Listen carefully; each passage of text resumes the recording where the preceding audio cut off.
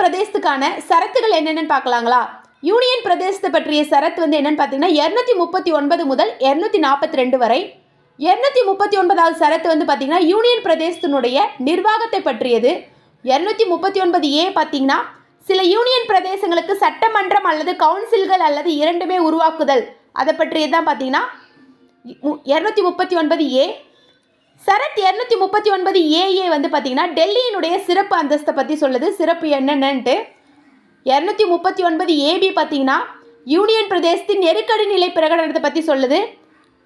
அரசியலமைப்பு தோல்வி அடையும் போது உள்ள விதிகள் தான் வந்து 239ABயில். சரத் 239B வந்து பார்த்தீங்கன்னா யூனியன் பிரதேசத்தின் அவசர சட்டம் இயற்றுதலை பற்றி சொல்லுது.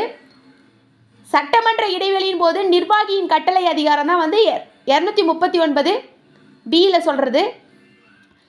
சரத் 240ல் சில யூனியன் பிரதேசங்களுக்கு ஒழுங்குமுறை உருவாக்கும் அதிகாரத்தை பற்றி சொல்லுது. யூனியன் பிரதேசத்தினுடைய ஒழுங்குமுறை அதிகாரத்தை பற்றி சொல்கிறதா 240. 241 யூனியன் பிரதேசங்களுடைய உயர்நீதிமன்றங்களை பற்றியது. 242 இப்போ வந்து நீக்கப்பட்டுடுச்சு.